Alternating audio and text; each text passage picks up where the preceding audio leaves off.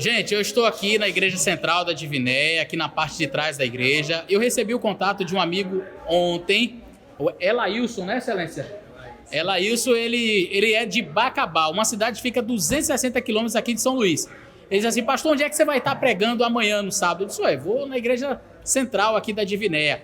E ele disse assim: pastor, eu quero ir lá conhecer você. E rapaz, ele veio com a caravana, olha só. A turma veio aí para conhecer o Fala Sério Pastor. E olha, tem um deles que tem uma pergunta especial aqui, vai fazer para o canal. Excelência, mande aí a sua pergunta, meu jovem. Se não existe grau de inspiração, alguém tem um grau mais alto que o outro, por que Eliseu pediu o dobro do espírito de Elias? Ei, mas tu nem combinou comigo, essa pergunta aí é caprichada, Excelência. Bom, o Carlos já fez a pergunta, tá ali o Carlos, e agora como é seu nome, Excelência? O Eric vai fazer a pergunta dele também. Manda aí, Excelência. Qual o maior propósito das 2.300 tardes e manhãs? Qual o propósito das 2.300 tardes e manhã? Rapaz, esses meninos de hoje em dia estão estudando Bíblia. É isso aí. Fala sério, pastor! Então vamos lá, vamos responder essa pergunta aí também.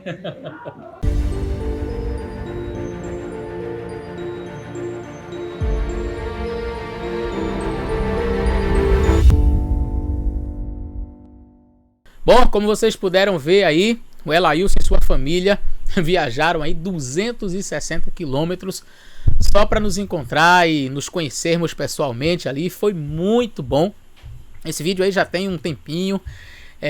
Como eu sempre falo para vocês, os vídeos eu vou respondendo, mas assim, eu tenho uma pasta aqui cheia de perguntas, de vídeos, e eu coloco na sequência das perguntas, à medida em que vão sendo feitas, eu vou colocando aí na sequência. Então, já tem um certo tempo aí que eu estive com o Elailson, com a sua família, mas chegou então finalmente o momento para responder a estas duas perguntas de dois adolescentes, e que eu vou dizer para vocês, não é?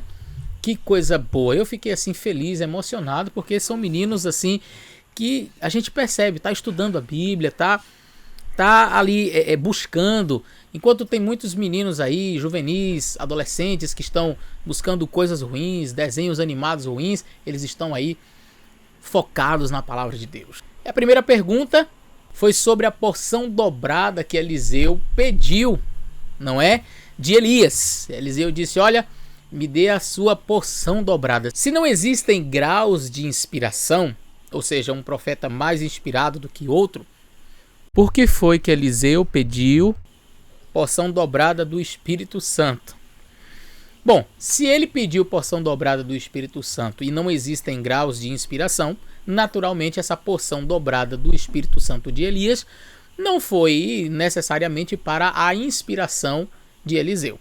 Então ele não estava pedindo uma inspiração maior. Mas ele gostaria que... na verdade, ao que parece, o que Eliseu queria era que, do mesmo jeito como Deus atuou na vida de Elias, que ele atuasse de maneira muito poderosa na sua vida também. Que do mesmo jeito que Deus usou Elias nas suas atribuições proféticas, que Deus usou Elias no seu ministério, abençoando as pessoas, cuidando das pessoas. A propósito, Elias não escreveu nenhum livro da Bíblia. Então, e claro, ele era um profeta inspirado por Deus, mas um profeta inspirado não canônico, ou seja, não tem um livro escrito na Bíblia, da mesma forma como Eliseu. Mas todos dois receberam a mesma inspiração divina, tá? O mesmo grau de inspiração. Eliseu apenas pediu: por favor, que a porção dobrada do Espírito Santo seja sobre minha vida. E parece que a oração dele foi atendida, porque se você observar, e alguns estudiosos já fizeram esta ligação entre a vida de um e do outro, na vida do profeta Eliseu, você vai contar exatamente o dobro de milagres realizados em comparação com a vida de Elias, por exemplo. Elias realizou X milagres por Deus e Eliseu realizou uma quantidade dobrada de milagres. Não quer dizer necessariamente, vamos dizer assim, que o Espírito Santo, eu vou ser mais com Eliseu do que eu fui com Elias, mas o ministério de Eliseu teve uma abrangência talvez assim mais ampla do que o ministério de Elias. E a gente não fica aqui, na verdade, comparando profetas, né? Tentando estabelecer qual profeta foi maior, qual profeta foi menor, qual profeta foi mais usado ou menos usado por Deus. Mas quando você observa o ministério profético de ambos, você vai perceber que, de fato, Eliseu ele realizou, através de Deus, mais milagres do que Elias. Então, esta é uma possibilidade que alguns apontam, né, da questão da porção dobrada do poder de Elias. Mas eu gostaria de ler para vocês o que diz aqui o comentário bíblico adventista. Eu sempre busco informações desse comentário, que é uma bênção. Você pode entrar no site da Casa Publicadora Brasileira e adquirir este comentário, que é riquíssimo, tá? E aqui no verso 9 de 2 Reis, capítulo 2, diz o seguinte, nessa expressão, porção dobrada, né, do Espírito. Diz assim: o pedido de Eliseu lembra a petição de Salomão. Ele não pediu vantagem mundana, posição, nem ganho, mas o poder espiritual necessário para desempenhar corretamente as solenes tarefas que havia sido chamado a executar. Ao falar de uma porção dobrada do Espírito de Elias, Eliseu não estava pedindo o dobro do poder de Elias. Ele não estava pedindo mais do que havia sido dado ao idoso profeta, nem uma porção mais elevada ou mais habilidade. A expressão hebraica utilizada é a mesma de Deuteronômio 21:17, que denota a porção da propriedade de um pai que devia ser dada ao filho mais velho. Olha que coisa interessante. Assim, o pedido de Eliseu era apenas que ele fosse tratado como o filho mais velho do profeta, que partia e que recebesse uma porção dobrada do Espírito em comparação com a que seria dada a qualquer outro filho, a qualquer outro dos filhos dos profetas. O que ele estava pedindo era o reconhecimento de um direito espiritual, a fim de ser considerado filho espiritual, primogênito do idoso profeta, e que assim fosse habilitado a continuar o trabalho indicado por Elias. E aí o verso 10, Elias diz: dura coisa me pediste, né? E aqui, dura coisa, o próprio comentário diz, não era difícil para o Senhor, mas para Elias. Não cabia ao profeta nomear seu sucessor. Só Deus pode escolher quem vai realizar a função profética. Elias bem sabia que não estava dentro de sua capacidade designar quem deveria continuar a obra que ele mesmo tinha sido chamado pelo Senhor.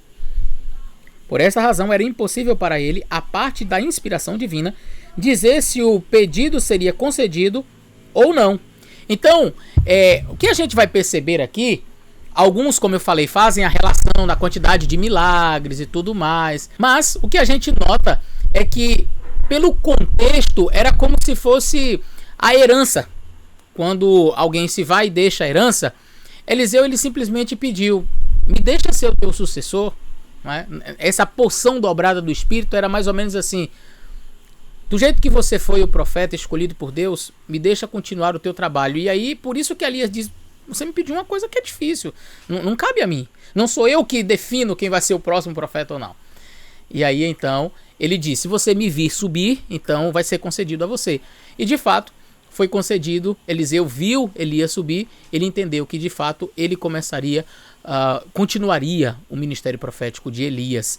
Elias lança sua capa, Eliseu volta, bate no rio, e quando ele bate com a capa de Elias no rio, o rio Jordão se abre, ele passa no meio, e os profetas que estavam do lado de lá da escola de profetas olham e dizem: puxa, nós estamos aí diante do sucessor de Elias. Ok? Então, na realidade, era essa a porção dobrada, era isso que se referia à porção dobrada do poder de Elias, do espírito de Elias. Certo? Quanto às 2.300 tardes e manhãs, qual o propósito? O próprio texto de Daniel, capítulo 8, verso 14, vai falar sobre o propósito das 2.300 tardes e manhãs. Em Daniel 8,14 diz: até 2.300, ele me disse, até 2.300 tardes e manhãs, o santuário será purificado. Eu vou fazer um vídeo depois detalhadamente sobre as 2.300 tardes e manhãs, mas eu já fiz um vídeo sobre Antíoco Epifânio ou Roma. Quem é o chifre pequeno que destrói esse santuário, que profana esse santuário?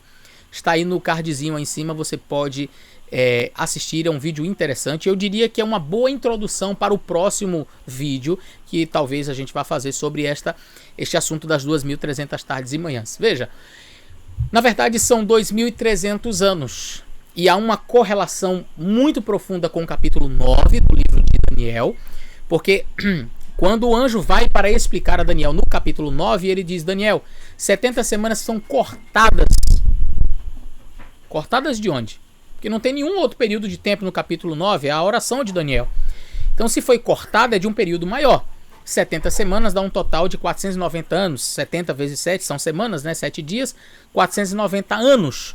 490 anos foram cortados. Mas cortados de onde? O único período de tempo maior é no capítulo 8. E você vai perceber que há um vínculo fantástico entre o capítulo 8 e o capítulo 9. Eu vou destrinchar isso. Até as palavras que são utilizadas para visão, maré e razão, que aparecem ali no capítulo 8 e são repetidas no capítulo 9, mostra os vínculos linguísticos que existem entre esses dois capítulos. A minha tese de mestrado foi exatamente em Daniel capítulo 9, verso 25. Então é uma área que eu gosto muito, tá? Então a gente vai fazer um paralelismo, eu vou mostrar isso detalhadamente. Mas por que eu estou falando isso? Porque o ponto de partida das 70 semanas de Daniel ali, dos 490 anos, é também o ponto de partida das 2.300 tardes e manhãs, ou seja, vai acontecer ali no ano 457 a.C. e são 2.300 anos, isso vai te projetar necessariamente para 1844, são 2.300 anos e não existia mais santuário aqui na Terra. Então de que santuário está falando? Do santuário celestial. Existe um santuário celestial? É só você ler o livro de Hebreus. Sim, existe um santuário celestial. E a profundidade, a importância das 2.300 tardes e manhãs é exatamente essa. Verdades seriam restauradas. E o próprio anjo diz para Daniel: sela o livro, porque a profecia é para o tempo do fim. Só daqui a muitos dias se cumprirá. É para o tempo do fim. E as profecias de Daniel de fato começaram a ser estudadas e compreendidas já no tempo do fim, depois de 1700 e alguma coisa. Sir Isaac Newton foi um matemático muito famoso e ele escreveu muito sobre o livro de Daniel. Ele fez algumas projeções, algumas datas.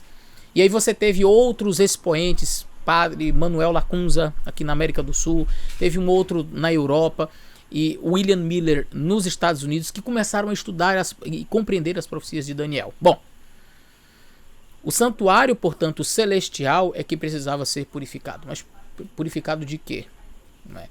Quando nós pedimos os nossos perdão pelos nossos pecados, Cristo nos perdoa, porque ele morreu na cruz e pagou pelos nossos pecados na cruz do Calvário.